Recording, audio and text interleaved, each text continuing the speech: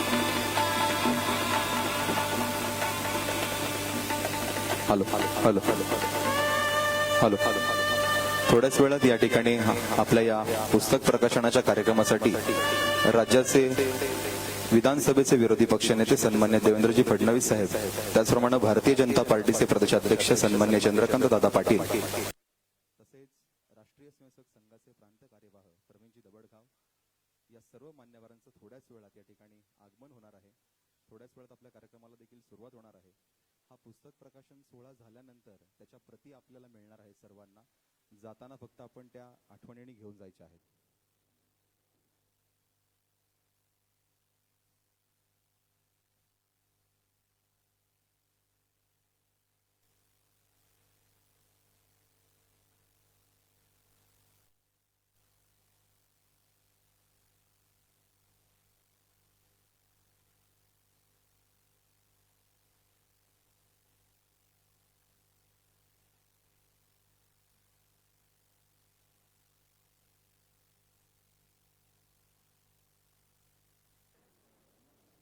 Mic check. सन्माननीय पाहुण्यांचं या आवारामध्ये आगमन झालेलं आहे.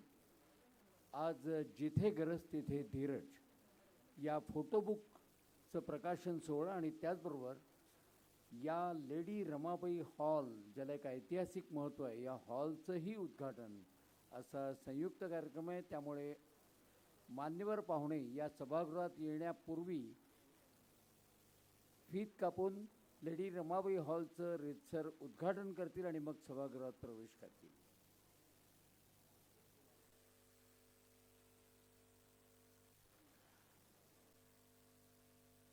आता ज्या स्वरूपामध्ये आपल्याला दिसतोय, हा आकारण्यामध्ये शिक्षण प्रसारक मंडळीला सुयोगच्या भरतभाई शाह यांचं मोलाचं सहकार्य लाभलेलं आहे.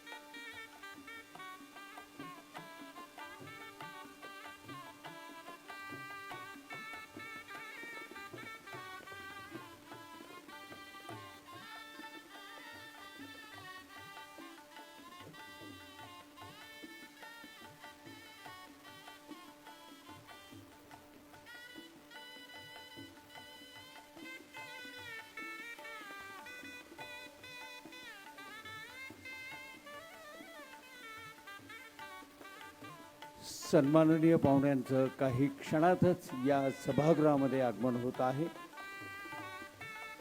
लेडी रमाबाई हॉलचं फीत कापून रितसर उद्घाटन आत्ता बाहेरच्या बाजूला केलं जात आहे. ते करून सर्व मान्यवर पाहुणे या सभागृहात येतील.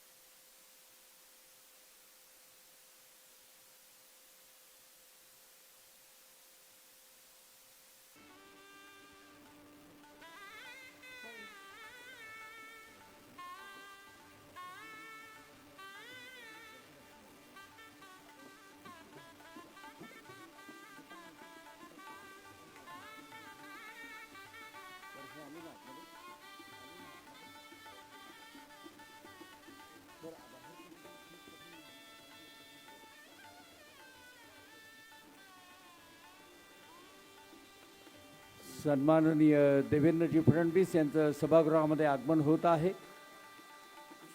चंद्रकांतजी पाटील यांचंही या ठिकाणी आगमन होत आहे. फीत कापून लेडी रमाबाई हॉलचं उद्घाटन केल्यानंतर सर्व मान्यवर या सभागृहामध्ये जिथे गरज तिथे धीरज या फोटोबुक प्रकाशन सोहळ्यासाठी येत आहेत. काही क्षणातच ही सर्व मंडळी व्यासपीठावर स्थानापन्न होतील.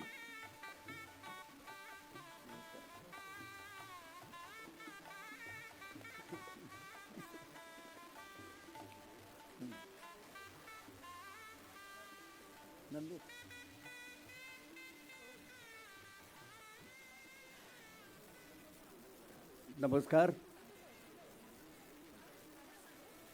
भाजपचे पुणे शहर प्रभारी धीरज घाटे, सर्वज्ञ मीडिया सर्व्हिसेस आणि हिंदू गर्जना प्रतिष्ठानच्या वतीनं व्यासपीठावरच्या सर्व मान्यवरांचं आणि या सभागृहामध्ये उपस्थित असलेल्या आपणा सर्वांचं मनपूर्वक स्वागत. धीरजजींनी संकटकाळामध्ये केलेल्या मदत कार्यातल्या छायाचित्रांचं पुस्तक जिथे गरज तिथे धीरज या फोटोबुकचा प्रकाशन सोहळा या ठिकाणी संपन्न होणार आहे. आरंभाला मी मान्यवरांना दीप प्रज्वलन आणि सन्माननीय अटलजींच्या प्रतिमेचं पूजन करण्याची विनंती करतो.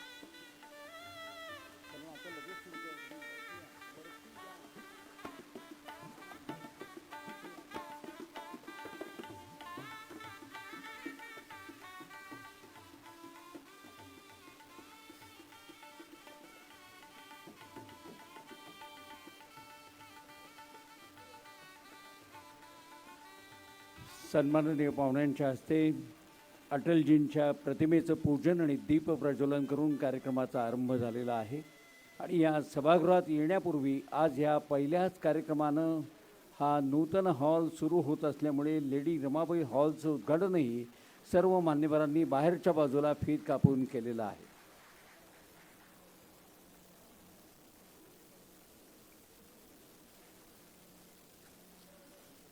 यानंतर मी प्राचार्य V.S. सोलापूरकर यांना विनंती करतो की आपण अगदी मोजक्या 2 ते 3 मिनिटांमध्ये या लेडी रमाबाई हॉलविषयी 2 शब्द सांगावे.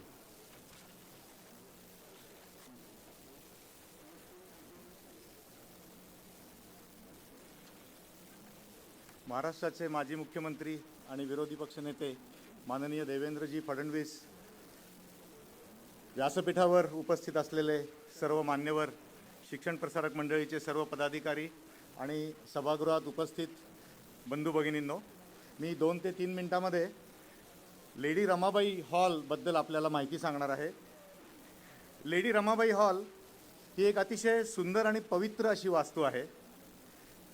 संस्थेच्या दैदिप्यमान इतिहासात ज्याप्रमाणे अनेक महनीय व्यक्तींचे योगदान असते, त्याचप्रमाणे भारावून टाकणाऱ्या ऐतिहासिक वास्तूंचेही योगदान असते. अशाच या प्रेरणादायी सभागृहाच्या नूतनीकरणाच्या या टप्प्यावर मी आपल्या सगळ्यांचं स्वागत करतो आणि त्यानिमित्ताने याच्या विकासाचे काही टप्पे थोडक्यात आपल्याला सांगतो. हा सर्व इतिहास जो आहे तो आपल्याला 1932 ते 36 या कालावधीमध्ये घेऊन जातो. या कालावधीमध्ये या सभागृहाचं बांधकाम पूर्ण झालं आणि RP मसानी यांच्या हस्ते सभागृहाचं उद्घाटन औपचारिकरित्या 1933 साली झालं आणि 36 साली या सभागृहाचं नामकरण असेंब्ली हॉलवरून लेडी रमाबाई हॉल असं झालं. जमखिंडीच्या राणीसाहेब रमाबाई साहेब पटवर्धन यांनी त्या काळात, आपण लक्षात घ्या, 12,500 रुपयाचं डोनेशन दिलं या बांधकामाकरता आणि त्यामधनं या हॉलचं बांधकाम झालं. महाविद्यालयातील विद्यार्थ्यांच्या दैदिप्यमान यशाकरता पोषक असे विविध कार्यक्रम सभागृहात सातत्याने होत राहिले. शैक्षणिक कार्यक्रमांबरोबर विविध विभागांमार्फत होणारे उत्सव, वादसभा, कलामंडळ, वाङ्मय मंडळ अशा विविध माध्यमातून सांस्कृतिक उपक्रम तसेच राष्ट्रीय सेवा योजना, राष्ट्र छात्रसेना, विद्यार्थी कल्याण मंडळ यांच्यातर्फे विविध सामाजिक कार्यक्रमही या सभागृहात गेल्या 90 वर्षात घडत राहिले. आपल्याला केवळ एक या सभागृहात येऊन गेलेले दैदिप्यमान व्यक्तिमत्वांची नुसती यादी सांगितली तरी या सभागृहाचं महत्त्व आपल्या लक्षात येईल. या सभागृहात येऊन या व्यासपीठावर बोललेले व्यक्तींची नावं मी आपल्याला सांगतो. महात्मा गांधी, पंडित जवाहरलाल नेहरू, डॉक्टर बाबासाहेब आंबेडकर, नेताजी सुभाषचंद्र बोस, स्वातंत्र्यवीर सावरकर, CD देशमुख. म्हणजे ही अशी नावं वाचली तरी 10 मिनिटं जातील. सुधीर गाडगे यांनी मला तशी परवानगी दिली नाही आहे म्हणून मी केवळ ही थोडीशी नावं आपल्यासमोर सांगतोय.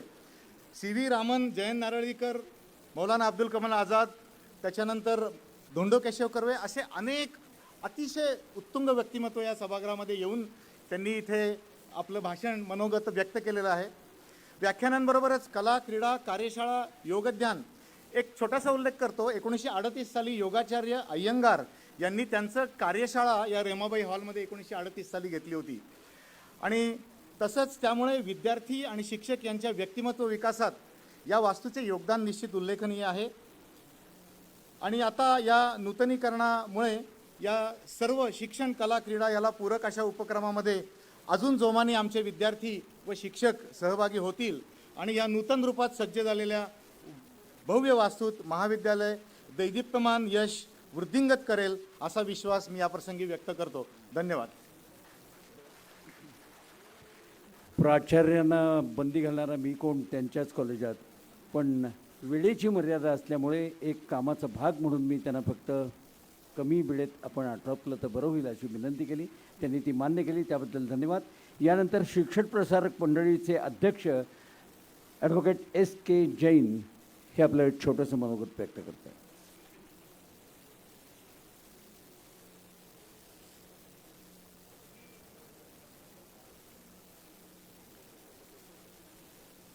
देवेंद्रजीबद्दल बोलायचं तर कुशल प्रशासक कोणीही भारतामध्ये सुद्धा जिथं ते काम करतात कोणीही बोट दाखवू शकणार नाही असे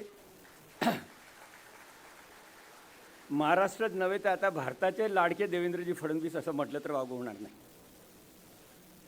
त्यांनाच साथ देणारे, त्यांच्या बरोबरीनेच महाराष्ट्राला ज्यांचा नेहमी आपण पाहतो चंद्रकांत दादा पाटील,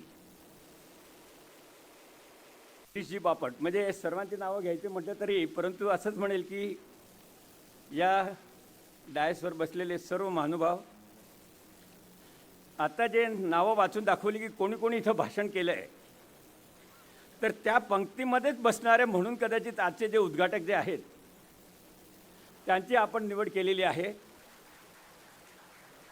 आणि शिक्षण प्रसारक मंडळीच्या वतीने मी इतकंच म्हणेल की आपण इथं येऊन आम्हाला जी संधी दिली आपलं भाषण ऐकण्यासाठी त्याबद्दल आपले अभिनंदन.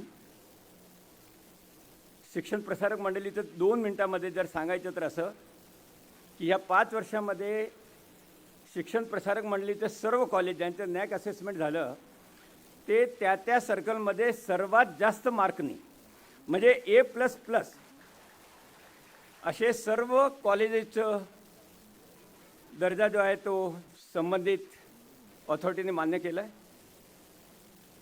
माननीय पंतप्रधान नरेंद्रजी मोदींच्या कल्पनातलं जे न्यू एज्युकेशन पॉलिसी आहे ते महाराष्ट्र शासन केव्हा करेल, अस्तित्वात आणेल, केव्हा इम्प्लिमेंट करेल आम्हाला माहीत नाही.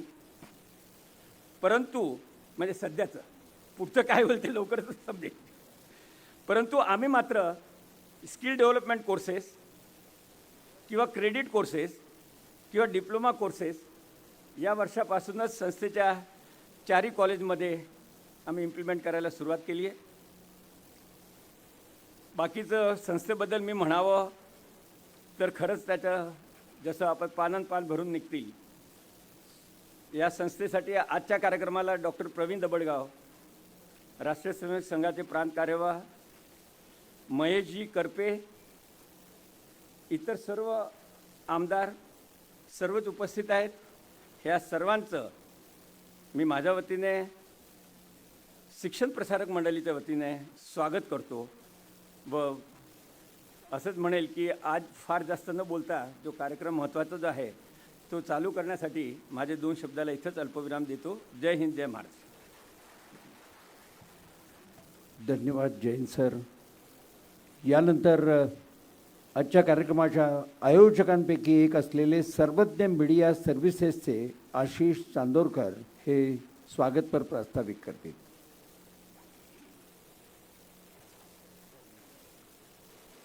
नमस्कार. कार्यक्रमाच्या ह्याच्यात पुस्तकाचं प्रकाशन करण्यासाठी आज आवर्जून उपस्थित असलेले महाराष्ट्राचे माजी मुख्यमंत्री देवेंद्रजी फडणवीस, भारतीय जनता पक्षाचे प्रदेशाध्यक्ष चंद्रकांतदादा पाटील, खासदार गिरीश बापट, सर्व आमदार, नगरसेवक, व्यासपीठावर बसलेले सर्व मान्यवर, राष्ट्रीय स्वयंसेवक संघाचे प्रवीणजी दबडगाव आणि या कार्यक्रमासाठी आपण आवर्जून उपस्थित असलेले सर्व श्रोते, प्रेक्षक, मान्यवर.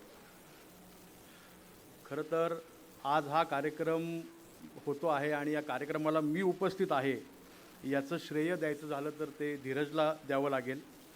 जेव्हा कोविड खूप मोठ्या प्रमाणात पसरला होता, त्याची लाट सगळीकडे होती आणि त्यावेळी मला कोविडचा जेव्हा प्रादुर्भाव झाला, बाधा झाली, त्यावेळी धीरजनी जे प्रयत्न केले किंवा धीरजनी मला वाचवण्यासाठी जे काही प्रयत्न केले त्यामुळे खरं तर मी वाचलो.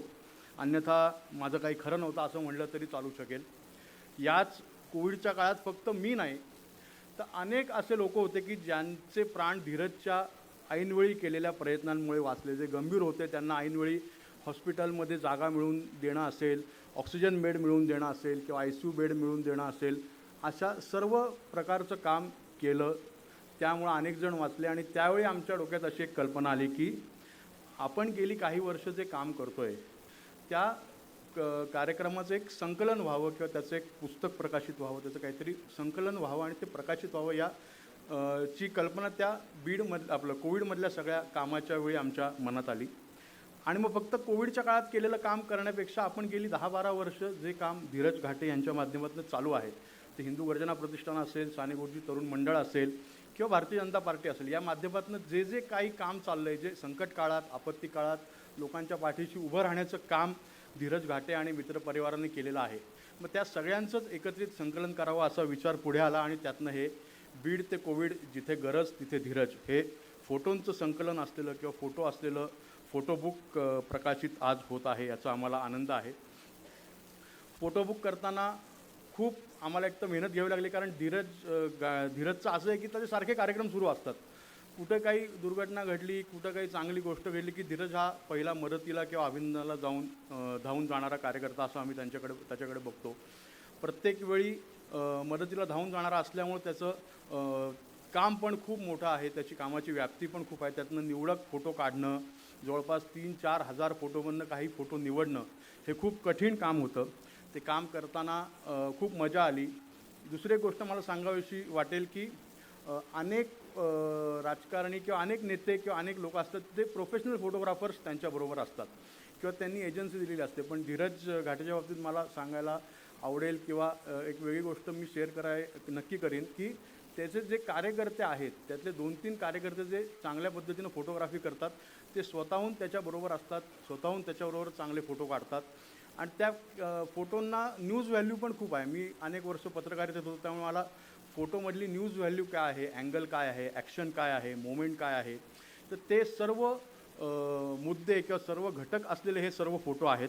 मला असं वाटतं की हे फोटो बुक बघितल्यानंतर आपल्याला पण आनंद वाटेल किंवा चांगलं वाटेल किंवा अशा पद्धतीनं पण एखादा कार्यकर्ता चांगलं काम करतो आणि त्याचं संकलन करतो, ही गोष्ट खरंच आनंदाची आहे. आणि मी ज्या कॉलेजमध्ये शिकलो त्या कॉलेजच्या लेडी रमाबाई सभागृहात सर्वज्ञ मीडिया सर्व्हिसेसचा पहिला कार्यक्रम होतो आहे याचा मला पण खूप आनंद आहे. पहिला कार्यक्रम माझ्या कॉलेजच्या सभागृहात होतो आहे. पहिला कार्यक्रम माझा लहानपणीपासूनचा म्हणजे साधारण 1987पासून आम्ही मित्र आहोत मी आणि धीरज. तर 1987पासून म्हणजे शाळेपासून आम्ही मित्र आहोत. त्या मित्रावर माझं पहिलं पुस्तक होतं आहे सर्वज्ञ मीडिया सर्व्हिसेसचं. आणि तिसरी आनंदाची गोष्ट म्हणजे पत्रकारितेतला राज्य शासनाचा पहिला पुरस्कार, माझं पहिलं पुस्तक हे ज्यांच्या उपस्थितीत झालं त्या देवेंद्रजी फडणवीस यांच्या उपस्थितीत त्यांच्या हस्ते धीरजच्या पुस्तकाचं प्रकाशन होतं आहे. ही तिसरी आनंदाची गोष्ट आज माझ्यासाठी आहे. आपण सर्वजण या कार्यक्रमाला आलात याबद्दल आपल्या सर्वांचे मनपूर्वक धन्यवाद. आपल्याला पुस्तक नक्की आवडेल. आपल्याला पुस्तक बघितल्यानंतर काय वाटतं ते आम्हाला नक्की सांगा. त्यानुसार आम्ही आमच्या कामामध्ये अधिक बदल, सुधारणा किंवा नवीन काही गोष्टी आहेत त्या करण्याचा नक्की प्रयत्न करू. आपण सर्व या ठिकाणी आलात त्याबद्दल मनपूर्वक धन्यवाद. धन्यवाद आशिष. धीरज म्हणजे विश्वास, धीरज म्हणजे सामर्थ्य, संघटन, ठामपणा, आपत्तीग्रस्ताला नव्यानं उभारी देण्यासाठी वाव देण्याचा विश्वास देणारा धीरज, आईचा कनवाळूपणा आणि वडिलांचा कणखरपणा याची उत्तम संगम ज्याच्यामध्ये ज्याचे आईवडील आत्ता या ठिकाणी उपस्थित आहेत त्या धीरजच्या आईवडिलांचंही मनपूर्वक स्वागत. अशा या धीरजवरच्या फक्त 9 मिनिटाच्या लघुपटाचं सादरीकरण या ठिकाणी होईल.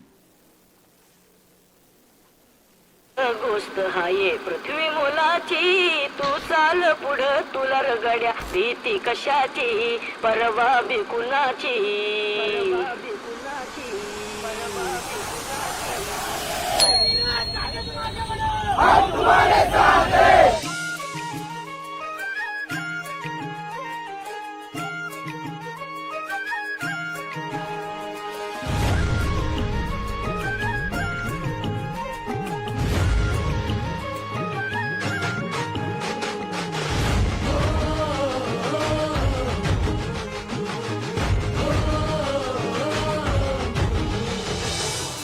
भल्या कामाचा झेंडा हाती घेऊन एक कार्यकर्ता राजकारणाच्या वाटेवरून चालायला सुरुवात करतो.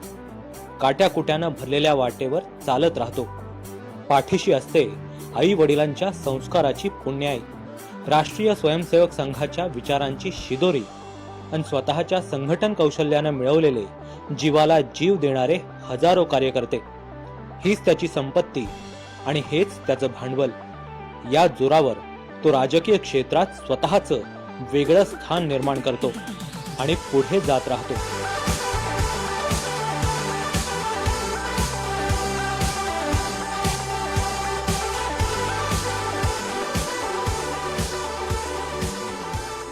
धीरज रामचंद्र घाटे हिंदुत्वाच्या विचारांवर श्रद्धा आणि भारतीय जनता पार्टीवर निष्ठा असलेला समर्पित कार्यकर्ता. समाजकारणासाठी राजकारणाचा अत्यंत चांगल्या पद्धतीनं उपयोग करून घेणारा स्वयंसेवक. प्रत्येक तरुणाला आधार वाटावा असा हक्काचा माणूस. पुण्यामध्ये बीडचे भरपूर विद्यार्थी शिक्षणासाठी आलेले आहेत आणि मी सुद्धा पुणे विद्यार्थीगृहामध्ये सदाशिवपेठमध्ये जे पुणे विद्यार्थीगृह आहे तिथे शिकत असताना आम्हाला कधी स्थानिक मुलांचा त्रास व्हायचा. मग आता काय करायचं, मग सर आमचे लोक सांगायचे घाटे साहेबांना जाऊन भेटा.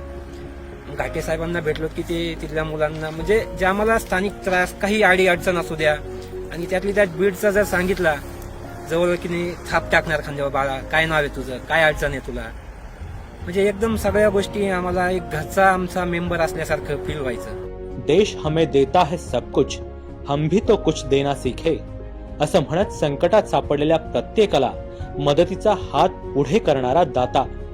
मला राजकीय फायदा काय होणार याचा विचार न करता वॉर्ड, प्रभाग आणि शहराच्या सीमा ओलांडून जिथं जिथं शक्य आहे तिथपर्यंत मदत पोहोचवणारा समाजकारणी. याच जाणीवेतून तो बीड मधल्या दुष्काळग्रस्त नागरिकांच्या मदतीला धावून जातो. लोकांना मदत केली, लय लय तुमचं उपकार झालं. धीरजची घाटे साहेबांनी जी मदत केली त्याचे आभार मानते मी. सगळ्यांना खूप आनंद झाला तुम्ही हे जे मदत केली त्याबद्दल. ज्यांना आपण जे लाभार्थी आहेत ते खरोखरच त्या योग्यतेचे आहेत की नाही, म्हणजे गरीब आहेत की नाही हे आम्ही आधी बघितलं आणि मग त्यांना आम्ही नावं केले, त्यांना जाऊन सांगितलं, त्यांना पासेस दिले आणि धान्य काही असं वेगळं असं रस्त्यावर आणून किंवा कुठेतरी चौकात आणून आम्ही वाटलं नाही. एके ठिकाणीच धान्य ठेवलं, कारण त्याच्यावर 6.5 क्विंटल धान्य होतं. ते प्रत्येक वेळेस सगळीकडे हलवणं शक्य नव्हतं. ज्यांच्याकडे पास आहे अशांनी ते धान्य घेऊन जायचं. बीड जिल्ह्यातील दुष्काळी तालुक्यातील विद्यार्थ्यांना शालेय साहित्याची मदत करून त्यांच्या चेहऱ्यावर हास्य फुलवण्याचा प्रयत्न करतो.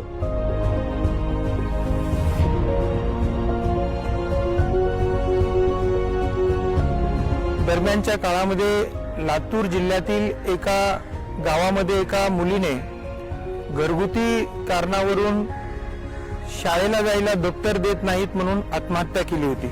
आणि ही आत्महत्या केल्या कारणाने श्री धीरजजी घाटे यांच्या डोक्यामध्ये एक संकल्पना आली की लहान मुलांना आपण डॉक्टर बाबासाहेब आंबेडकरांच्या जयंतीनिमित्त काय मदत करू शकतो, कशा पद्धतीने त्यांच्या शैक्षणिक जबाबदारीमध्ये सहभाग घेऊ शकतो. आपल्या प्रभागातील कालवा फुटल्यानंतर निर्माण झालेल्या महासंकटात महिनाभर नागरिकांच्या पाठीशी ठामपणे उभा राहतो. त्यांची राहण्याची, जेवणाची व्यवस्था लागेपर्यंत स्वस्थ बसत नाही. पूर आलता त्या दिवशी आमचं पूर्ण घर वाहून गेलती. म्हणजे 20-25 तर आमच्या घरांनी पाण्याचं पूर्ण वाहून गेले, कायच राहिलं नव्हतं, भांड पण एक राहिलं नव्हतं. मग तेव्हा आमचं म्हणजे कायच आम्ही म्हणजे जीव वाचवायला फक्त आम्ही जीव वाचून आम्ही वरच्या तिथं आमच्या शेजारी समोर एक बिल्डिंग आहे पटेलांची केलेली, तिथं आम्ही जाऊन थांबलो. मग त्यावेळेस घाटे साहेबांनी त्यांच्या माणसांना सांगून आम्हाला 17 नंबरच्या शाळेमध्ये सोय केली त्यांनी. तिथं आम्हाला 1 महिनाभर त्यांनी जेवण, आम्हाला 2 टायमाचं जेवणाची पण सोय केलेली आहे त्यांनी तिथं आमची. म्हणजे अजून त्यांनी घराचे पत्रे, घर सुद्धा आम्हाला इथं घरांचं पण काम करून दिलेलं आहे, पत्र्यांचं सट ठोकून दिलेलं. ते म्हणले तोपर्यंत राहण्याची तुमची सोय केली, तुमच्या घरांचं प्रोसेस काय असेल ते सुद्धा आम्ही करून देतो म्हणले. कोविडच्या काळात तर धीरज घाटे यांनी केलेल्या कामाला तोडच नाही.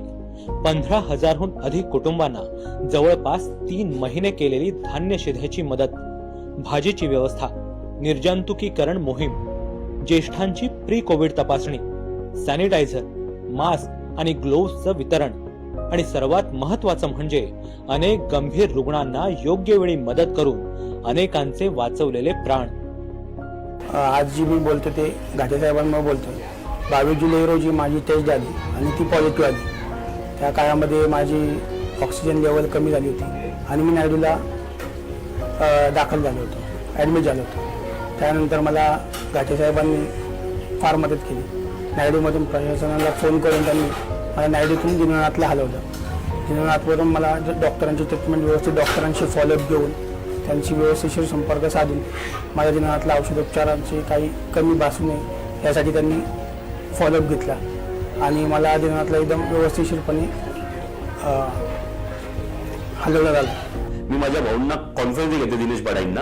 हो, आम्ही तिघांनी चर्चा केली. त्या चर्चेतनं असं निष्पन्न झालं की यांची परिस्थिती खूपच गंभीर आहे. तर भाऊ म्हणले की शैलेश आपण यांना इथनं हलवू, मी काहीतरी करतो. व दुसऱ्या दिवशी सकाळी भाऊंनी त्यांना हलवलं व त्या नायडूला त्यांना ऍडमिट केलं. नायडूला त्यांची अँब्युलन्स स्वतः भाऊंनीच पाठवली. भाऊंनी त्यांना घेऊन गेले व आपल्या नायडूला त्यांना असं कळलं की त्यांना निमोनिया आहे आणि श्वासोच्छवास घेत नाही. इथे त्यांना ट्रीटमेंट केली गेली. त्यानंतर परत त्यांना सिंहगडला हलवलं आणि त्यानंतर 10 दिवसांकडे त्यांना सोडण्यात आलं. त्यानंतर आमचा भाऊ आजपर्यंत एकदम ओके आणि आमच्या भावाला म्हणजे त्या भाऊंनी इतकं छान काम केलंय की आम्ही ते कधी विसरू शकत नाही. कारण एका माणसाचं प्राण वाचणं म्हणजे आज इतकी सोपी गोष्ट नाहीये. जी काही परिस्थिती आहे या अशा कोविडच्या परिस्थितीमध्येही त्यांनी आम्हाला म्हणजे अत्यंत व्यवस्थित असं हॉस्पिटल सजेस्ट केलं. त्यांनी डॉक्टरचं नियोजन एकदम व्यवस्थित केलं आणि सोबत त्याचबरोबर त्या क्षणी पैशाची मदत देखील केली. त्यामध्ये त्यांनी असं मला सांगितलं की ठीक आहे, पुढचा जो काही खर्च आहे किंवा काही वॉट एव्हर ते आपण नंतर बघू, पण आधी हे पैसे घे आणि तू पुढच्या कामाला लाग. काही असेल तर मला फोन कर आणि काही असेल तर मला सांग.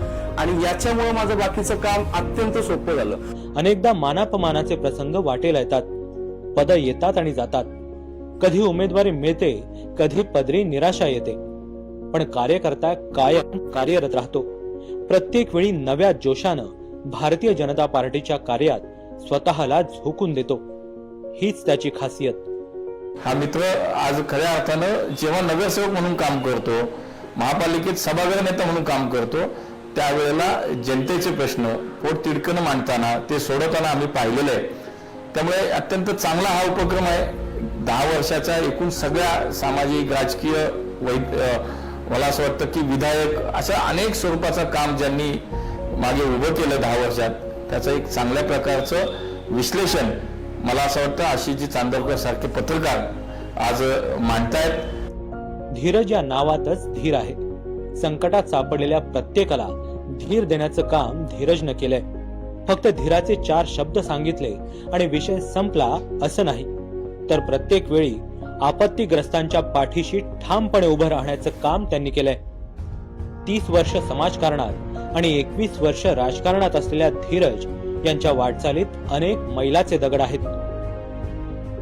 15,000हून अधिक पुणेकरांना दिलेलं मोफत संगणक प्रशिक्षण, 10वीच्या विद्यार्थ्यांची अनेक वर्ष होणारी व्याख्यानमाला, गुणवंत विद्यार्थ्यांचा गौरव आणि महाराष्ट्रव्यापी कुस्ती स्पर्धा. पण इतर राजकारण्यांपेक्षा हा माणूस थोडा वेगळा आहे हे 10 वर्षातल्या आपत्ती काळात केलेल्या कामाकडे पाहिल्यानंतर समजतं. प्रत्येक संकटात मदतीचा आश्वासक हात, हे वाक्य त्यांनी खऱ्या अर्थानं सिद्ध केलंय. भविष्यात अनेकांसाठी हे पुस्तक प्रेरणा ठरावं आणि एक दीप से जला दुसरा, जलते दीप अनेक या संघगीतातील ओळी प्रत्यक्षात याव्यात, हीच अपेक्षा या पुस्तकाच्या निर्मितीमागील प्रेरणा आहे. धीरज यांना त्यांच्या क्षमतेनुसार भविष्यात अधिकाधिक मोठ्या जबाबदाऱ्या मिळत राहो. समाजातील पीडित आणि दुर्लक्षित तसंच आपत्तीग्रस्तांच्या मदतीसाठी त्या पदांचा आणि जबाबदाऱ्यांचा उपयोग होत राहो. याच धीरज घाटे यांना मनःपूर्वक शुभेच्छा.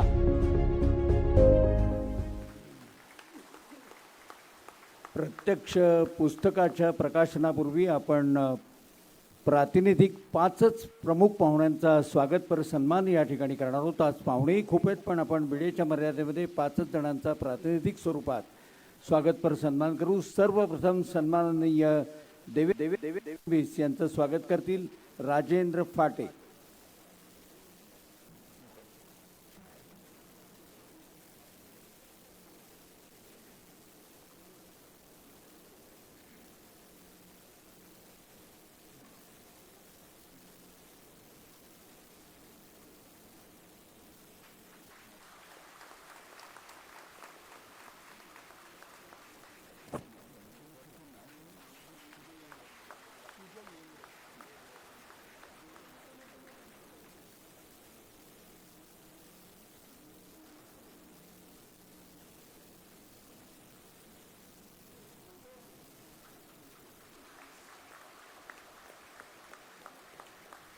देवेंद्रजींच्या पाठोपाठ भाजप प्रदेशाध्यक्ष चंद्रकांतदादा पाटील यांचं स्वागत करतील विश्वनाथ गरुड.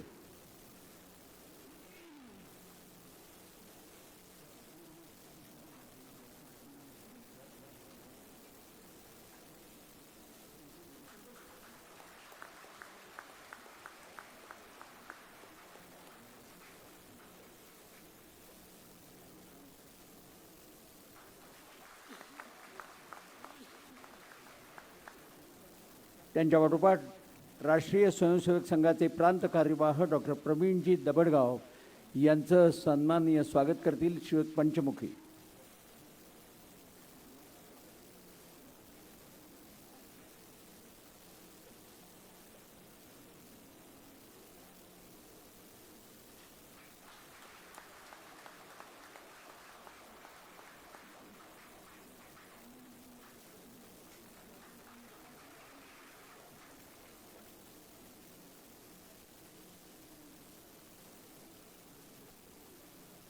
सन्माननीय दबडगाव सरांच्या पाठोपाठ शिक्षण प्रसारक मंडळीचे अध्यक्ष श्रीयुत S.K. जैन सरांचं स्वागत करतील प्रशांत सुर्वे.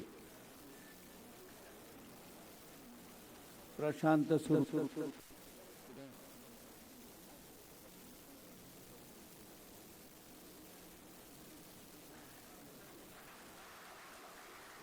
आणि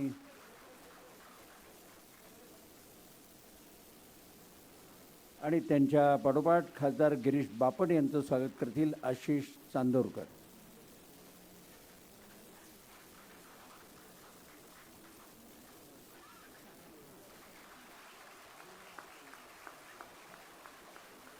या प्रातिनिधिक मंडळींचं स्वागत झाल्यानंतर प्रत्यक्ष धीरज घाटे यांच्या मनोगतापूर्वी याच मान्यवर 5 जणांच्या हस्ते या ठिकाणी या आजच्या पुस्तकाचा प्रकाशन सोहळा आता संपन्न होईल. जिथे गरज तिथे धीरज पुस्तकाचं प्रकाशन या सन्माननीय 5 जणांच्या हस्ते देवेंद्रजी, चंद्रकांतदादा, प्रवीणजी, S.K. जैन आणि गिरीश बापट.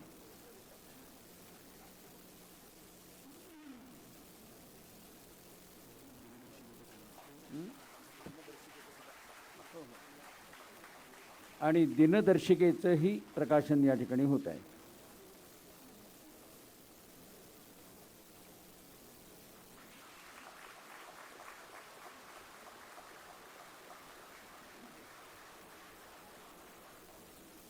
या पुस्तकाचे कला संपादक प्रभाकरजी भोसले यांचा सन्मान करण्याची विनंती मी सन्माननीय देवेंद्रजींना करतो. प्रभाकरजी भोसले.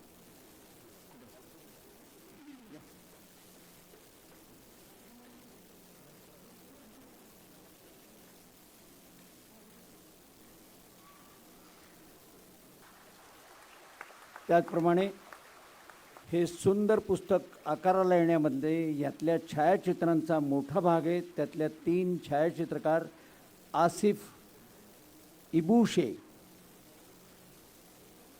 सुमित गायकवाड आणि विजय गायकवाड या तिघांचा सन्मान या ठिकाणी देवेंद्रजींच्या हस्ते होईल.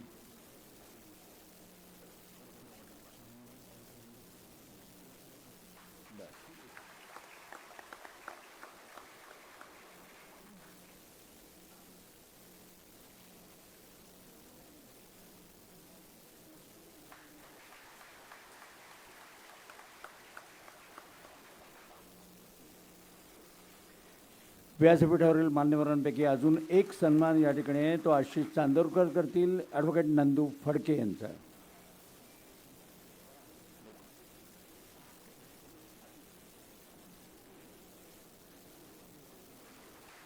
आणि आता आपण आजचे उत्सवमूर्ती धीरज घाटे यांचं मनोगत ऐकूया.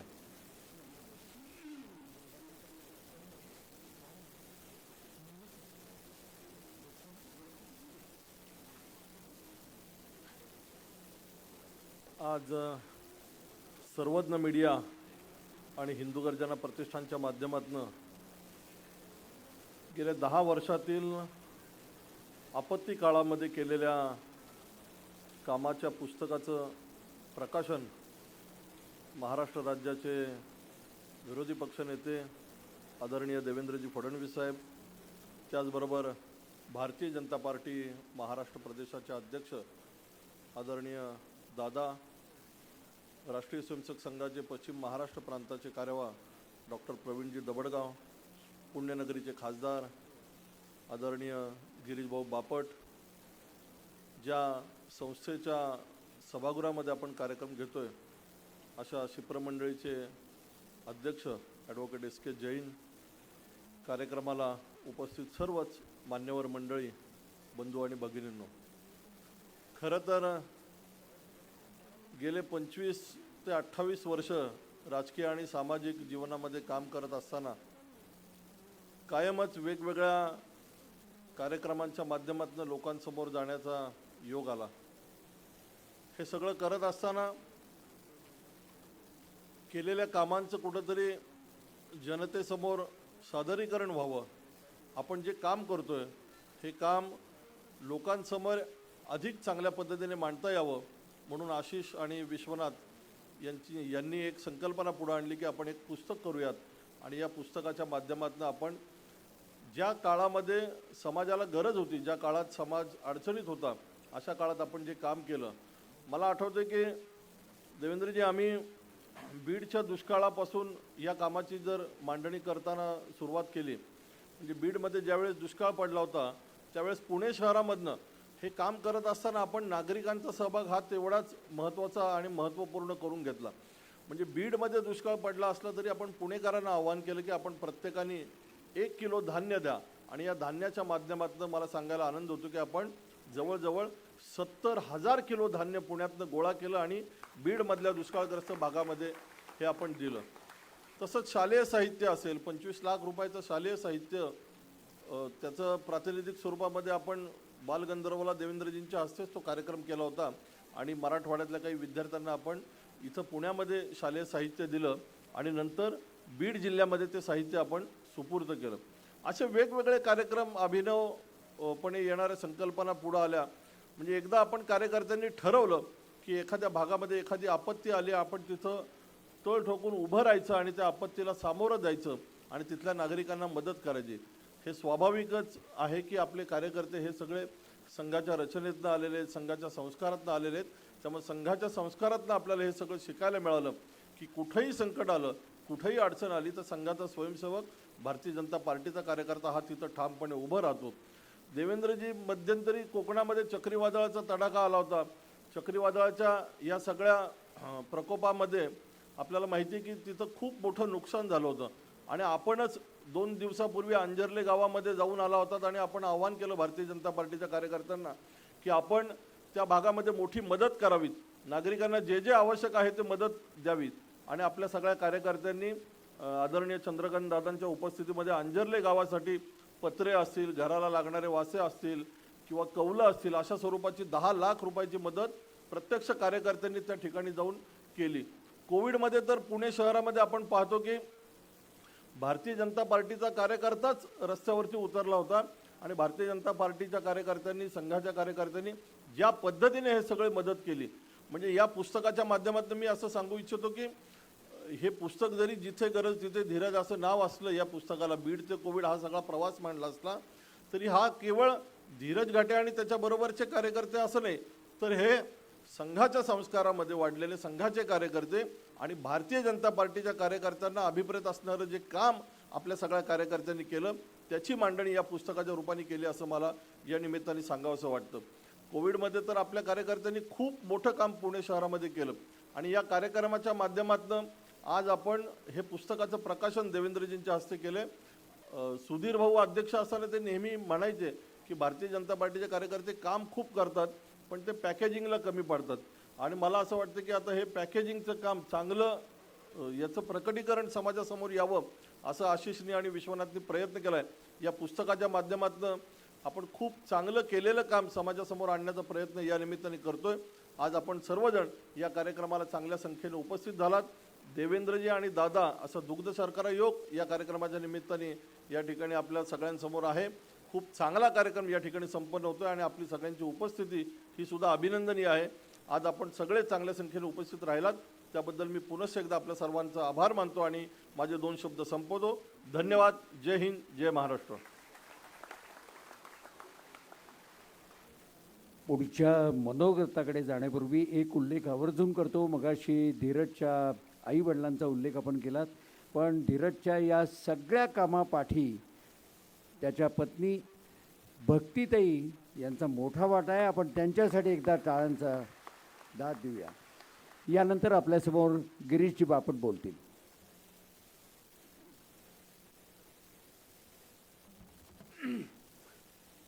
आदरणीय देवेंद्रजी, दादा, SK साहेब, डॉक्टर प्रवीणजी, व्यासपीठावर उपस्थित सर्व आमदार, नगरसेवक, पदाधिकारी, मित्रांनो, मला ही कल्पना आहे की आज चांगली भाषणं करणारे आणि ज्यांचं ऐकण्याकरता आपण सगळे आलात त्याच्यात फार आपण लुडबुड करायला नको, आणि म्हणून मी फार बोलत नाही. पण गेले अनेक वर्ष पुणे शहरातल्या सामाजिक, राजकीय, धार्मिक पण कार्यक्रमामध्ये धीरजजींचं योगदान खूप मोठं आहे. अनेक वेळा कार्यकर्ते नवीन असतात, बुजतात, हे कसं होईल, ह्याच्याकडे जाऊ का, आम्हालाही प्रश्न पडतो. मला कोविडचा उल्लेख केला पाहिजे की कोविडच्या वेळेला दादा मोठ्या प्रमाणावर परगावून लोकांचे फोन यायचे आणि त्यावेळेला दिवस रात्र न पाहता, पैशाकडेही न पाहता, पेशंटला औषध द्यायचं असेल तर तिथे खर्च करून देखील अनेकांनी काम केली. प्रामुख्याने ज्यांनी सारखं काम करत होते दिवस रात्र, त्याच्यात धीरजींचा समावेश करावा लागेल. इतकं चांगलं काम त्यांनी केलं. एक कार्यकर्ता म्हणून मी त्यांना मनापासून धन्यवाद देतो. याच कार्यक्रमाला लागून एस.के. साहेब आपणही एक चांगली वास्तू, एक जुनी वास्तू आहे, ही जुनं बांधकाम होतं, पण मध्यवर्ती पुण्याला अशा वास्तूची गरज आहे. खूप कार्यक्रम वगैरे सारखं काही ना काहीतरी चालू असतं आणि त्यामुळे सिप्र मंडळींना मी धन्यवाद देतो. शिक्षण क्षेत्रात आम्ही फार काम करत नसलो तरी शिक्षण क्षेत्रात कोण चांगलं काम करतं, माधुरीताई आपण आहेत, नंदू फडके इथे आहेत, ही सारी शिक्षण प्रसारक मंडळी, पवार आहेत, जया आमचा, ही सगळी मंडळी खूप चांगलं काम शिप्र मंडळीमध्ये आत्ता करतायत. आमचा नाही तर SP किंवा शिक्षणाशी संबंध, प्रवेश द्या, ह्याला चिठ्ठ्या देतो, ह्याच्या पलीकडे काय असायचा. पण ह्यांच्या विविध कार्यक्रमाला अनेक वेळा ते बोलवतात, आम्ही जातो आणि जी प्रगती यांनी चालली आहे त्याचं कौतुक केलं पाहिजे. फक्त मला एकच गोष्ट, मगाशी प्राचार्यांनी भाषण केलं ना पहिलं, सोलापूरकर, त्यांनी ह्या सभागृहात कोण कोण लोक येऊन बोलून गेले, त्यांची भाषणं, त्यांची लिस्ट आली. आमचं तर काही नाव त्याच्यात यायची शक्यताच नाही.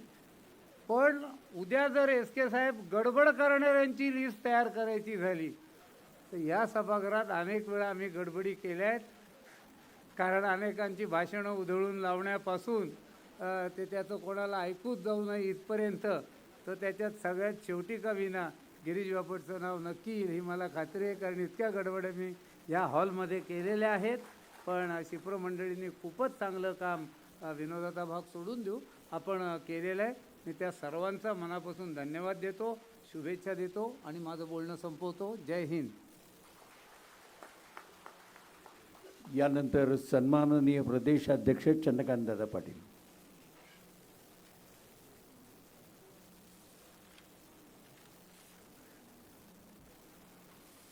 एकाच कार्यक्रमामध्ये दोन कार्यक्रम आटोपण्याचा आपण प्रयत्न केला आहे, पण दोन्ही कार्यक्रम तितकेच महत्त्वाचे. एक अतिशय देखणा असा हा पूर्वी जुनाट असणारा हॉल, त्याचं नूतनीकरण झालं. त्याचं एका अर्थाने कार्यक्रमांना द्यायला सुरुवात करण्यासाठी एक उद्घाटन करणं आवश्यक होतं. त्या उद्घाटनाच्या कार्यक्रमालाही आपण आलेलो आहोत आणि जिथे गरज तिथे धीरज, ज्यांनी कोणी हे कॉईन केलं त्याला शाबासकी दिली पाहिजे. जिथे गरज तिथे धीरज. या पुस्तकाच्या प्रकाशनाचाही कार्यक्रम आता होतो आहे. त्याला व्यासपीठावर उपस्थित राज्याचे माजी मुख्यमंत्री, आता विधानसभेचे विरोधी पक्षनेता आणि आत्ताच 2-3 तासापूर्वी त्यांच्यावरही त्यांनी ज्या प्रकाराने कोविडमध्ये कुठलीही काळजी न करता राज्यभर प्रवास केला, अनेक उपयोगी, समाज उपयोगी उपक्रम केले, त्यावर एक पुस्तक प्रकाशित झालं. असे संघर्ष असेल तर संघर्ष, सेवा असेल तर सेवा, अशा दोन्हीचं अतिशय समर्पक नाव माननीय देवेंद्रजी, व्यासपीठावर उपस्थित सर्व मान्यवर, कारण खूप उशीर झालेला आहे आणि एखादं नाव राहिलं तर मग आणखीन गडबड व्हायची, त्याच्यापेक्षा बाकी सर्व मान्यवर आणि या कार्यक्रमाला शिप्र मंडळी आणि धीरजच्या प्रेमापोटी उपस्थित बंधू आणि भगिनी. सभागृहाचं तर मी वर्णन केलं की अनेक वेळेला या सभागृहामध्ये ज्यावेळेला कार्यक्रमांना यायचो त्यावेळेला असं वाटायचं की खरं म्हणजे ही इतकी मोठी नावाजलेली संस्था, हॉल जरा चांगला करायला काय अडचण आहे. परंतु मला असं वाटतं की प्रत्येक गोष्टीची वेळ यायची असते, त्याप्रमाणे एक अतिशय चांगला हॉल या ठिकाणी विकसित झाला. संस्थेबद्दल तर प्रश्नच नाही, संपूर्ण महाराष्ट्रातच नाही तर संपूर्ण देशामध्ये इथे ॲडमिशन मिळवण्यासाठी मोठी रीग लागलेली असते. गिरीशजी म्हणाले ते खरं आहे की राजकीय कार्यकर्त्यांना पुण्यामध्ये जेवढ्या चिठ्ठ्या द्याव्या लागतात, पुण्यामधले शिप्रच्या SP मध्ये प्रवेश हवा आहे, मग DEच्या फर्ग्युसनमध्ये हवा आहे, तेवढ्या चिठ्ठ्या बहुतेक महाराष्ट्रात कुठेच द्याव्या लागत नाही. तर अतिशय चांगली संस्था आणि त्या संस्थेला अशा एका सभागृहाची आवश्यकता होती. धीरजच्या बाबतीमध्ये प्रामुख्याने चित्रफितीमधून आपण त्याचं काम पाहिलं आणि त्यापेक्षा आपण त्याला अनुभवतो. बऱ्याच त्याला फोटो सांगत नाही तर अनुभव सांगत असतात. आणि इथे आज बसलेल्या बऱ्याच जणांना तो अनुभव आला असेल की ज्यावेळेला आपण अडचणीत होतो, ज्यावेळेला आपल्याला गरज होती, त्यावेळेला धीरजने पुढे येऊन त्यासाठी आपल्या घरातलाच एक सदस्य अडचणीत आहे अशा भूमिकेत काम केलं. म्हणजे मला आठवतं की ज्यावेळेला कोकणामध्ये निसर्ग वादळ ज्यावेळेला आलं, चक्रीवादळ, आणि प्रचंड म्हणजे कल्पनाही करू शकत नाही आपण इतकं नुकसान झालं, त्यावेळेला राज्य म्हणून आपण काही ना काही गोष्टी करत होतो. एका बाजूने कोविडची तीव्रता खूप होती, धीरज त्यात खूप करत होता. पण मी म्हणून तर बघू म्हणून मी धीरजला असं म्हटलं की बाबा कोकणामध्ये सुद्धा आपल्याला काही मदत केली पाहिजे. लगेचच त्याने जमवाजमव केली, काही टेम्पो साहित्य गोळा केलं आणि त्या ठिकाणी पाठवलं. म्हणजे मग पुण्यामध्येच एखादी समस्या हवी आहे, ज्या समस्येवर आपण काम केलं तर आपल्याला थोडा नावावरून राजकीय लाभ मिळणार आहे असा विचार न करता जिथे जिथे अडचण असेल त्या ठिकाणी आपण गेलं पाहिजे, मदत केली पाहिजे. आणि बऱ्याच जणांचं काय असतं की पाठवून द्या, हा पाठवून द्यावाला नसून तर त्या पाठवण्याच्या बरोबरीने स्वतः जातो. म्हणजे आम्ही कोल्हापूरच्या महापुराच्या वेळेला अनुभवलं की पुण्याने भरभरून दिलं आणि त्यातून खरं म्हणजे त्या महापुरातून सरकार आपलं होतं, देवेंद्रजीने अनेक निर्णय घेतले. याच्या बरोबरीने समाजातून जो अनेक मदतीचा ओघ आला त्याच्यामध्ये धीरजचं नाव अग्रेसर होतं. आणि त्यामुळे असा आपला कार्यकर्ता की जो एका अर्थाने राजकीय क्षेत्रामध्ये आहे. आणि साधारणतः एक मानलं जातं की बा राजकीय क्षेत्रात काम करणारे कार्यकर्ते निवडणुका लढवायच्या, जिंकायच्या, महापौर व्हायचं आणि काय काय आमदार व्हायचं, खासदार व्हायचं.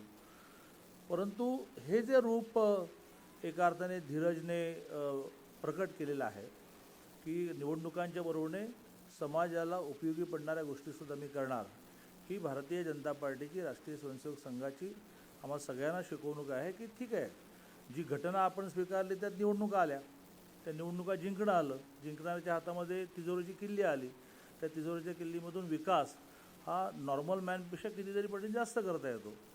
परंतु आपला स्वभाव हा सेवेचा स्वभाव असला पाहिजे. आणि त्याच्यातून आता कोरोनामध्ये मोदीजींनी पण संपूर्ण देशाला आवाहन केलं आणि मोठं आश्चर्य आहे की 130 कोटीच्या आपल्या देशामध्ये एकही भूकबळी नाही. याचं श्रेय जसं सरकारला जातं तसं धीरजसारख्या अनेक सामाजिक काम करणाऱ्या तरुणांना जातं. आणि त्यामुळे अतिशय मी सुरुवातच करताना म्हटलं की प्रॉपर नाव त्या पुस्तकाला आलं आहे, गरज तिथे धीरज. त्या धीरजला सामाजिक कामासाठी मी खूप शुभेच्छा देतो आणि राजकीय जीवनामध्ये सुद्धा आगामी काळामध्ये अनेक संधी येतील, त्यामध्ये त्याला शुभेच्छा देऊन माझं बोलणं संपवलं. यानंतर सन्माननीय प्रांत कार्यवाह राष्ट्रीय स्वयंसेवक संघ डॉक्टर प्रवीणजी दबडगाव हे आपलं मनोगत व्यक्त करतील.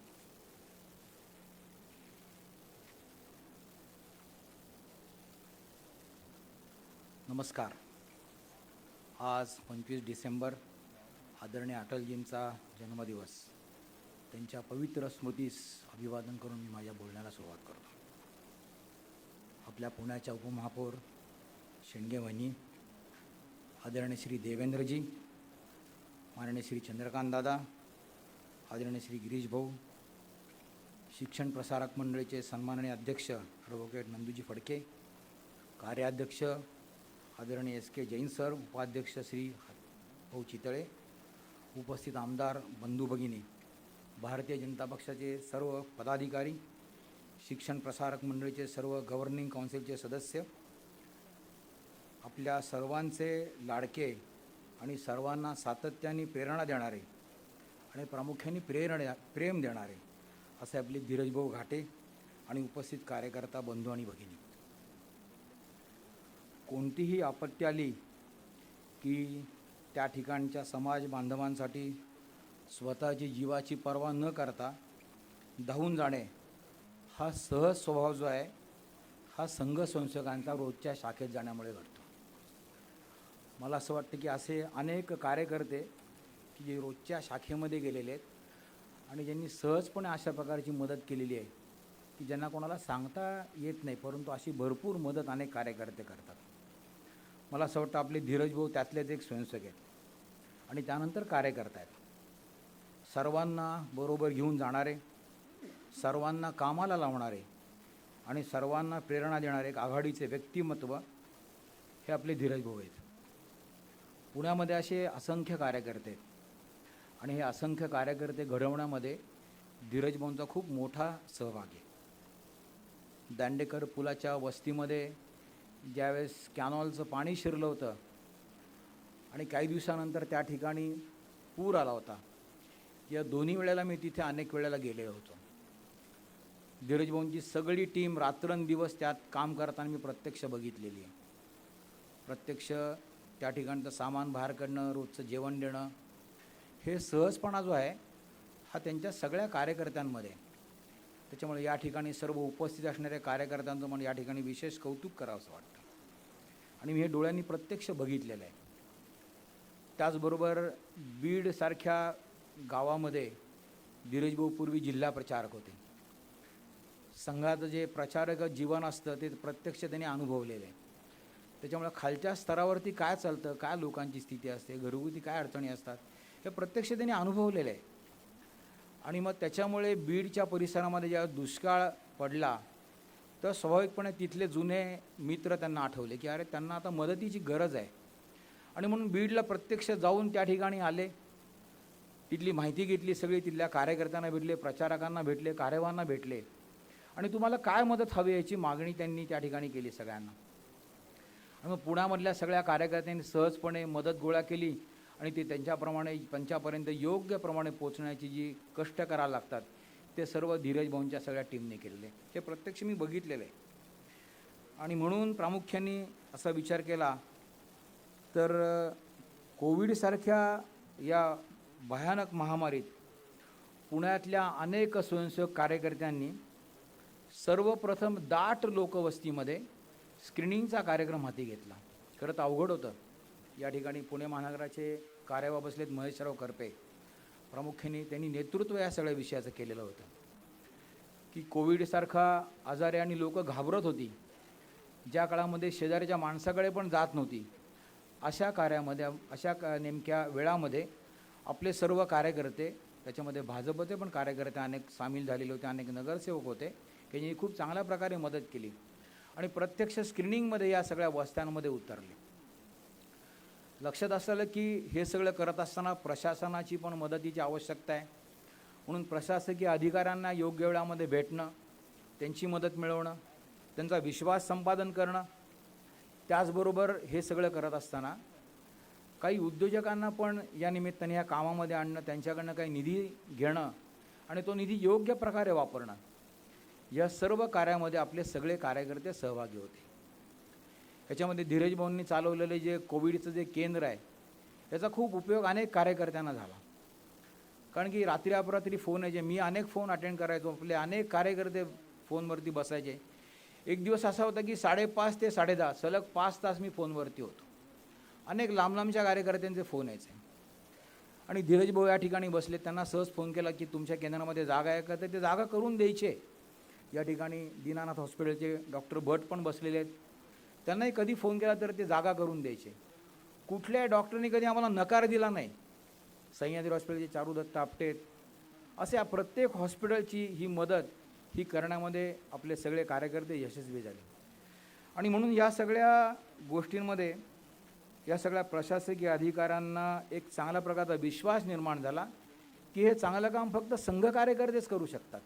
आणि म्हणून त्यांनी पण योग्य प्रकारे मदत करायची ठरवली आणि अनेक उपक्रम या निमित्ताने आपल्याला करायला मिळाले. या सर्व गोष्टींचं नियोजन हे संघ शाखेतल्या संस्कारातून आलेले होते, सर्वांनाच मान्य करायला लागेल. इतके काम आपल्या संघ कार्यकर्त्यांनी या सगळ्या ह्याच्यामध्ये केले. मधला एक काळ असा होता की धीरज भाऊंच्या घरातले सर्वच्या सर्वजण हे कोरोना पॉझिटिव्ह आलेले होते. भाऊ, वहिनी, आई, वडील, मुलं सगळे पॉझिटिव्ह, सगळेजण चिंतेमध्ये होते. बहीण, मेवणे सगळेजण. आम्हालाही चिंता पडली होती, पण अत्यंत धीराने धीरज भाऊंनी या सगळ्या यांना बाहेर काढले. त्यातनं त्यांचे बंधुराज, धनंजय भाऊ हे पण त्यांच्याबरोबर होते, मनीषा वहिनी या सगळ्या बरोबर होत्या आणि यांनी सगळ्यांनी साथ त्यांना दिली आणि सगळ्यातनं त्यांना व्यवस्थित बाहेर काढण्यामध्ये यश मिळालं. आजचं हे बीड आणि बीड ते कोविड या फोटोबुकमध्ये सचित्र वर्णन केलेलं आहे. समाजापुढे अशा प्रकारचं काम करायचं असतं, असा आदर्श जर ठेवायचा असेल तर अशा प्रकारची प्रसिद्धी आणि प्रचार होण्याची नितांत आवश्यकता आहे. समाजाला दिशा देणारं, प्रेरणा देणारं असं हे कॉफी बुक टेबल ज्याला म्हणतो, फोटो बुक, हे करण्यामध्ये आशिष तांदोरकर आणि विश्वनाथ गुरुड यांनी विशेष परिश्रम घेतले आहेत. त्यांचं पण मी या ठिकाणी आभार मानतो आणि विशेष कौतुक करतो. पुण्यामध्ये अशा प्रकारचे अनेक क्षमतावान कार्यकर्ते आपल्याकडे काम करणारे भाजपमध्ये पण आहेत आणि अन्य ठिकाणी पण खूप ठिकाणी आहेत. परंतु धीरज भाऊंची क्षमता ही प्रचंड कार्यक्षम ज्याला म्हणता येईल अशी क्षमता आहे. मला असं वाटतं या क्षमतेला एक चांगलं काम जर मिळालं पक्षाकडून तर निश्चित त्यांना काहीतरी चांगलं भविष्यामध्ये एक चांगलं काम करण्याची संधी नक्की मिळेल असं मला वाटतं. कारण धीरज भाऊंसारखे अनेक कार्यकर्ते या ठिकाणी आहेत, ते चांगलं काम करत आहेत. पुण्याला चांगली दिशा देण्यासाठी नवीन जनरेशन जी त्याला पण नेक्स्ट जनरेशन, ही नेक्स्ट जनरेशन धीरज भाऊ आहेत, हेमंतराव आहेत, इकडे गणेश भाऊ आहेत, इकडे आमचे जगदीशजी आहेत, हे सगळे नवीन टीम आहे सगळी, ही चांगलं काम करत आहेत सगळी. तर यांच्या पाठीशी जर अशा प्रकारचे जर दादा आणखीन देवेंद्रजी उभे राहिले तर मला असं वाटतं पुण्याचं चित्र खूप चांगलं बघायला मिळेल पुढच्या काळामध्ये, अशी मी त्या सगळ्यांना नम्र विनंती करतो. या ठिकाणी सर्व कार्यकर्ते बंधू जे आहेत ते धीरज भाऊंच्यावर काम करत होते, त्यांचं पण मी विशेष कौतुक करतो. धीरज भाऊंनी मला या कार्यक्रमासाठी निमंत्रित केलं. मी म्हटलं खरं तर हा राजकीय कार्यक्रम आहे असं धीरज भाऊंना म्हणलं. ते म्हणलं पण तुम्ही संघाचे कार्यकर्ते आहात, मी संघाचा स्वयंसेवक आहे. तर मला असं वाटलं की संघाच्या कार्यवाही पाठीवरती हात टाकण्याचा जो आनंद आहे तो आनंद कुठल्याही कार्यकर्त्याला मिळण्याची आवश्यकता असते.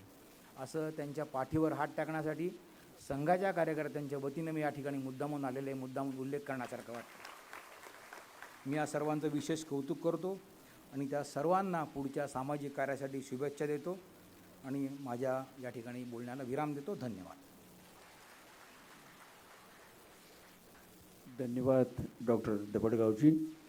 यानंतर कार्यकर्त्यांच्या वतीनं नाडी वैद्य पांडुरंग देवडकर हे सन्मान्य देवेंद्रजींचा सन्मान करतील आणि त्यानंतर देवेंद्रजी फडणवीस आपलं मुख्य मनोगत या ठिकाणी व्यक्त करतील.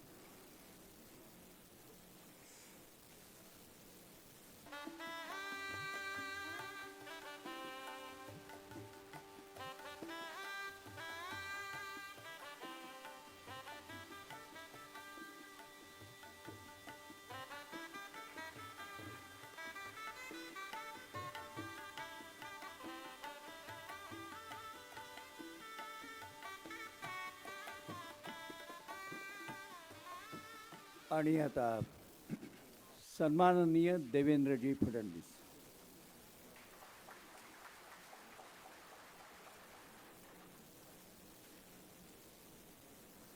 भारतीय जनता पक्षाचे अध्यक्ष आदरणीय चंद्रकांतदादा पाटील, आपले लोकप्रिय खासदार गिरीशजी बापट, या कार्यक्रमाला विशेषत्वाने उपस्थित झालेले मान्य डॉक्टर प्रवीणजी धबडगाव,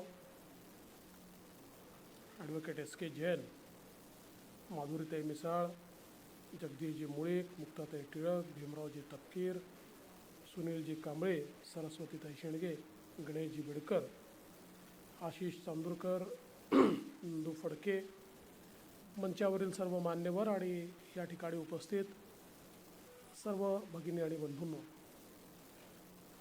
सर्वप्रथम या ठिकाणी अतिशय सुंदर असा हा हॉल पुन्हा एकदा सुसज्जित करून रिनोव्हेट करून आज याचं लोकार्पण झालं, याबद्दल मी जैनसाहेब आणि संपूर्ण संस्थेच्या पदाधिकाऱ्यांचे अतिशय मनापासून अभिनंदन करतो आणि आभार मानतो. जसं मगाशी सांगितलं की एक मोठी परंपरा लाभलेला अशा प्रकारचा हा हॉल आहे. लेडी रमाबाई यांच्या नावाने आणि त्या परंपरेमध्ये कोण मान्यवर आले हे देखील आपल्याला समजलं. आणि कोणत्या मान्यवरांना भाषण करू दिलं नाही हे देखील आपल्याला गिरीश भवनच्या माध्यमातून या ठिकाणी समजलं. त्यामुळे या हॉलचा सर्व प्रकारचा इतिहास आणि त्या इतिहासामध्ये आता आपण सगळे देखील सामील झालो आहोत. दादा, आपण गिरीश भवनचे आभार मानले पाहिजेत की आपलं भाषण त्यांनी होऊ दिलं. आज अतिशय सुंदर अशा या गरज तिथे धीरज, जिथे गरज तिथे धीरज, बीड ते कोविड अशा या कॉफी टेबल बुकचं देखील या ठिकाणी आपण प्रकाशन केलं आहे. एक संघ स्वयंसेवक म्हणून ज्याची संपूर्ण जडणघडण झाली आणि सामाजिक कार्य करता करता राजकारणामध्ये भारतीय जनता पक्षाचा नेता म्हणून ज्यांनी गेले अनेक वर्ष काम केलं ते आमचे मित्र धीरज घाटे यांनी गेल्या अनेक वर्षांमध्ये आलेल्या संकटात केलेल्या कामाचा एक आलेख आपल्याला या पुस्तकाच्या माध्यमातून पाहायला मिळतो. आणि त्यांनी सांगितलं ही गोष्ट खरी आहे. आपण अनेक वेळा पाहतो की आपल्या संपूर्ण विचार परिवारामध्ये संकट आलं तर पहिल्यांदा धावून जाणारे कोणी असतील तर ते संघ स्वयंसेवक असतात, विचार परिवारातले आपले कार्यकर्ते असतात, भाजपचे कार्यकर्ते असतात. परंतु आपण कधी त्याचं डॉक्युमेंटेशन करत नाही. आणि अनेक वेळा आपल्याला पाहायला मिळतं की फोटो काढण्याउपत काम करणारे अनेक लोक हे मात्र ते जे काढलेले 2-4 ठिकाणचे फोटो आहेत त्याचं भांडवल करून देशातले अनेक पुरस्कार देखील प्राप्त करतात आणि तथाकथित NGOsच्या माध्यमातून समाजसेवक देखील बनतात. आपण कधीच प्रसिद्धीकरता काम केलं नाही, कारण आपल्या कामाचा जो काही विचार आहे तो सेवा है यज्ञकुंड समिधा समहम जले या भावनेतनंच आपण नेहमी काम केलं आहे. लोक योगक्षेम ही राष्ट्र अभय गान हो, सेवारत व्यक्ती व्यक्ती कार्य काही प्राण हो, हा विचारच आपल्याला लहानपणापासून शिकवला आहे. आणि म्हणून सेवा ही काय आपल्याला उसने आणावी लागत नाही, तर ती आपल्या ठायी आहे, आपल्याला ती शिकवलेली आहे, आपल्या संस्कारात ती आहे. आणि त्याच संस्कारात तयार झालेले धीरज हे सातत्याने समाजाकरता काही ना काही चांगलं मला करायचं आहे. म्हणजे धीरज केवळ संकट काळात काम करणारा व्यक्ती नाही आहे, तर संकट काळ नसताना देखील वेगवेगळ्या उपक्रमांच्या माध्यमातून समाजाकरता आपण काय चांगलं करू शकतो.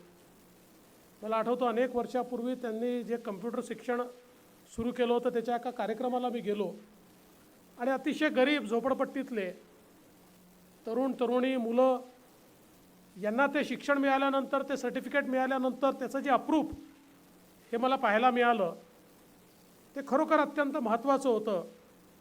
आज तर संगणक शिक्षण हे सर्वांना उपलब्ध होतं आहे, पण त्यावेळी त्याचं एक वेगळं अप्रूप होतं आणि ते गरिबाला मिळालं पाहिजे याकरता त्यांनी केलेलं कार्य हे देखील मला असं वाटतं अत्यंत मोलाचं अशा प्रकारचं कार्य आहे. बीडमध्ये त्या ठिकाणी त्यांनी केलेलं कार्य असेल, मुठभर धान्याची योजना असेल की ज्या माध्यमातून धान्य जमा करून त्या दुष्काळी माणसापर्यंत पोचवण्याचं काम त्यांनी केलं. अगदी अडगळीत पडलेल्या वस्तू असतील, रद्दी असेल, अशा सगळ्या गोष्टी जमा करून त्याच्या माध्यमातून पैसा उभा करून तो सामान्य माणसाच्या कामाला लावायचा हे त्यांचं कार्य असेल. किंवा कोविडच्या या संपूर्ण त्रासदीमध्ये सामान्य माणसाच्या पाठीशी ताकदीनं उभा राहणारा कार्यकर्ता, नेता म्हणून. आणि मला असं वाटतं की ज्यांना आपण नेते म्हणतो, ज्यांना आपण समाजसेवक म्हणतो, त्यांची खरी ओळख काय आहे. तर अशा प्रकारच्या परिस्थितीमध्ये जेव्हा सामान्य माणसाला त्यांची आठवण येते की मला हॉस्पिटल मिळत नाही आहे, तर धीरजला फोन केला पाहिजे. मला त्या ठिकाणी ॲम्ब्युलन्स मिळत नाही आहे, तर धीरजशी संपर्क केला पाहिजे.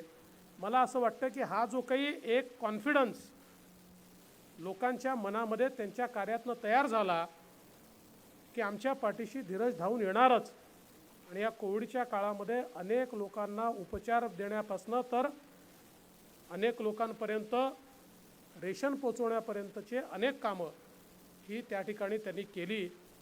आणि मला असं वाटतं की त्याचंच एक प्रकारे हे संकलन आज आपल्यासमोर या पुस्तकाच्या माध्यमातून मांडण्यात आलं आहे.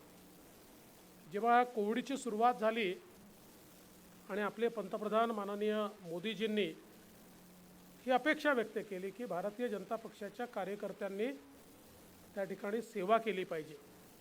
आणि मग एक दिवस दादांना आणि मला राष्ट्रीय अध्यक्ष नड्डाजींचा फोन आला आणि ते असं म्हणाले कि महाराष्ट्र में हमें अपेक्षित है कि कम से कम 54 लाख लोगों को आपने भोजन की व्यवस्था उनकी करनी चाहिए. त्यावेळी दादा आणि मी दोघंही अत्यंत असमंजस अशा प्रकारच्या परिस्थितीमध्ये गेलो, कारण आकडा इतका मोठा होता. आणि आम्ही विचार केला की हे काय विचार करून हे सांगतात, कसं आपण 54 लाख लोकांपर्यंत पोहोचणार आहोत, हे खरोखर शक्य आहे का. आम्हालाही कॉन्फिडन्स नव्हता. पण बघता बघता 54 लाखाचा आकडा पार केला आणि तो जवळजवळ 1 कोटीच्या जवळपास तो आकडा जाऊन पोचला. भारतीय जनता पक्षाच्या एकेका कार्यकर्त्याने त्या ठिकाणी लोकांपर्यंत अन्न असेल, शिधा असेल, इतक्या मोठ्या प्रमाणात कम्युनिटी किचन तयार झाले. त्यातनं लोकांच्या घरी विशेषतः झोपडपट्ट्यांमध्ये अन्नधान्य, मजुरांपर्यंत अन्नधान्य, त्या ठिकाणी अन्न, शिजवलेलं अन्न पोचवलं. अनेकांच्या घरी राशन त्या ठिकाणी पोचवलं. आणि हे करत असताना समाजाची सेवा करता करता 75 कार्यकर्ते असे होते की ज्यांना त्या सेवेच्या दरम्यान कोविड झाला आणि ते आमच्यातनं निघून गेले. आणि त्यांनी या ठिकाणी जी काही खरं म्हणजे कार्य केलं, समाजाकरता एक प्रकारे त्यांनी आपला देह त्या ठिकाणी कारणी केला. अशा प्रकारचे कार्यकर्ते देखील या पक्षामध्ये आपल्याला पाहायला मिळाले. आणि त्या माध्यमातून कोरोनाच्या काळात 6 महिने अविरत परिश्रम भारतीय जनता पक्षाच्या कार्यकर्त्यांनी केले, विचार परिवारातल्या कार्यकर्त्यांनी केले, संघ परिवारातल्या सगळ्या लोकांनी केले. आणि त्यातनं मला असं वाटतं की सेवेचं एक नवं बीजारोपण हे आज आपल्यामध्ये तयार झालं. म्हणजे ज्याचा उल्लेख झाला की कोकणामध्ये ज्यावेळी निसर्ग चक्रीवादळ आलं त्यावेळी दादांनी आव्हान केल्यानंतर सांगण्याची आवश्यकता पडली नाही. धीरज तर त्या ठिकाणी पोचलाच, पण संपूर्ण महाराष्ट्रातनं आपले कार्यकर्ते त्या ठिकाणी मदत घेऊन पोचले. कारण सेवेच्या भावनेचं बीजारोपण या कोविडच्या काळामध्ये सामान्य कार्यकर्त्यामध्ये झालं. आणि त्याच्या लक्षात आलं की सेवेची आपली क्षमता मोठी आहे. आपल्यालाच माहिती नव्हतं की आपण एवढी सेवा करू शकतो. आणि ती सेवेची क्षमता त्याला लक्षात आल्यामुळे त्यानंतरच्या कुठल्याही घटनेमध्ये आपले कार्यकर्ते त्या ठिकाणी पुढे जातात. मला असं वाटतं की या सगळ्या कामामध्ये हे देखील अत्यंत महत्त्वाचं आहे की याचं डॉक्युमेंटेशन देखील झालं पाहिजे. आपण नेहमी असं म्हणतो की परदेशातला एक शब्द ते वापरतात, इन्स्टिट्यूशनल मेमरी. प्रत्येक संस्थेमध्ये एक इन्स्टिट्यूशनल मेमरी तयार होते आणि त्या संस्थेचा तो निव्वळ इतिहास नसतो, तर त्याच्यातनं कुठल्याही पॅन्डेमिक आलं तर त्या पॅन्डेमिकच्या काळामध्ये त्याला रिस्पॉन्स कसा दिला, एखादी आपत्ती आली तर आपत्तीच्या काळात रिस्पॉन्स कसा दिला, याचं ते डॉक्युमेंटेशन असतं. त्यामुळे पुन्हा अशा प्रकारची आपत्ती आल्यानंतर त्या इन्स्टिट्यूशनल मेमरीच्या आधारावर फार चाचपडत न बसता त्या आपत्तीला रिस्पॉन्स देता येतो. आणि म्हणून अशा प्रकारचं डॉक्युमेंटेशन किंवा अशा प्रकारची इन्स्टिट्यूशनल मेमरी क्रिएट करणं हे अत्यंत महत्त्वाचं असतं. मी आशिष चांदूरकरांचं मनापासून अभिनंदन करेन की एक प्रकारे एक इन्स्टिट्यूशनल मेमरी तयार करण्याचं काम या कॉफी टेबल बुकच्या माध्यमातून त्यांनी केलं आहे. आणि त्यातनं निश्चित भविष्यात अनेकांना प्रेरणा मिळेल. मी पुन्हा एकदा धीरजचं मनपूर्वक अभिनंदन करतो, त्याच्या परिवाराचं अभिनंदन करतो. आणि अतिशय प्रतिकूल परिस्थितीतनं तयार झालेला हा कार्यकर्ता यापुढे देखील समाजाची अशीच सेवा करत राहील हा विश्वास व्यक्त करत त्यांना शुभेच्छा देत माझं बोलणं संपवतो. जय हिंद, जय महाराष्ट्र. धन्यवाद. यानंतर विजय गायकवाड हे आभार प्रदर्शन करतील आणि त्याबरोबर हा कार्यक्रम संपेल. धन्यवाद सुधीरजी. तत्पूर्वी एक छोटा कार्यक्रम राहिला. मग अशी दिनदर्शिकेचं प्रकाशन आपण म्हटलो पण ती राहिलं.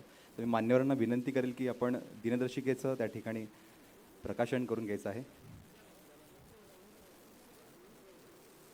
दिनदर्शिकेचं प्रकाशन धीरजजींच्या माध्यमातून जे काही उपक्रम केले गेलेत अशा उपक्रमांची ही दिनदर्शिका प्रकाशन हे सर्व मान्यवरांच्या हस्ते होत आहे.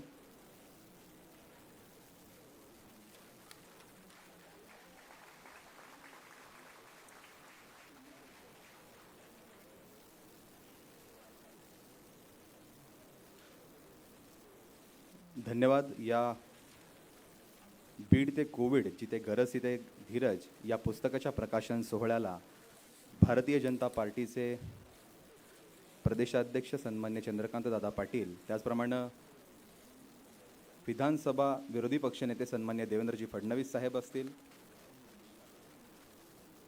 राष्ट्रीय स्वयंसेवक संघाचे प्रांतीय कार्यवाह प्रवीणजी दबडगाव असतील,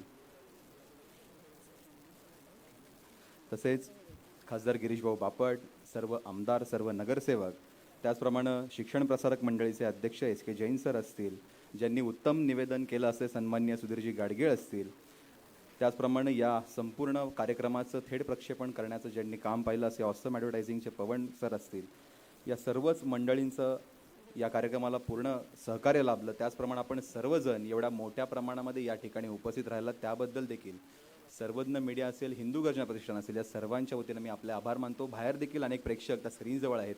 या सर्वांचं मी सर्वज्ञ मीडिया आणि हिंदू गर्जना प्रतिष्ठानाच्या वतीनं मनपूर्वक आभार मानतो. धन्यवाद.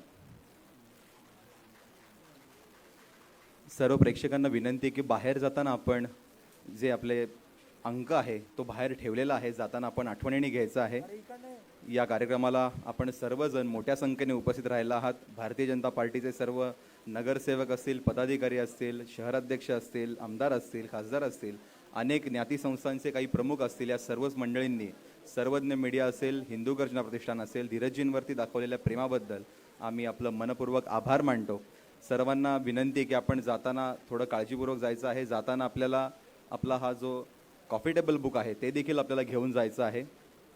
मी कार्यकर्त्यांना विनंती करतो की आपण मान्यवरांना पटकन जागा करून द्यायची आहे. त्या ठिकाणी कोणी गर्दी करू नये. आपल्याला विनंती आहे, कोविडचा प्रादुर्भाव आहे त्याचं आपण थोडंसं भान राखणं गरजेचं आहे. सर्वांना मी विनंती करतो, कृपया आपण सर्व मान्यवरांना पटकन जागा करून द्यायची आहे.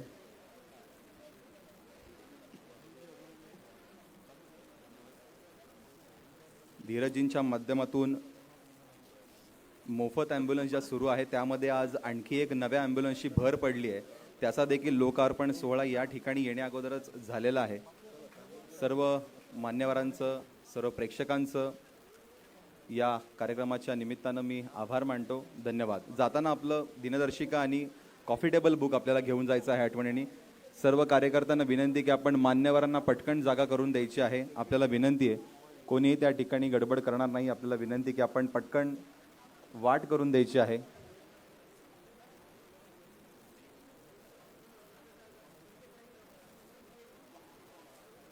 कार्यकर्त्यांना विनंती आहे, कृपया आपण सन्माननीयांना सर्वांना जागा करून द्यायची आहे.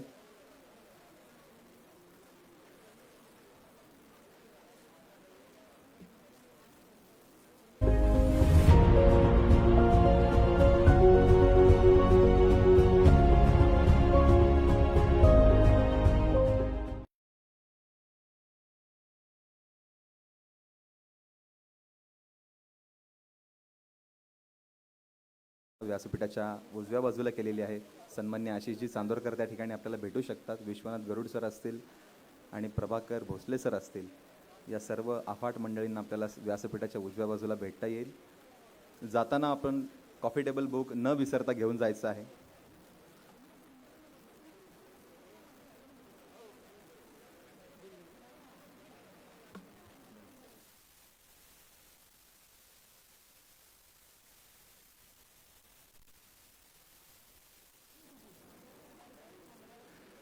पंढरपूरहून आलेले सर्व मंडळी, अवधूत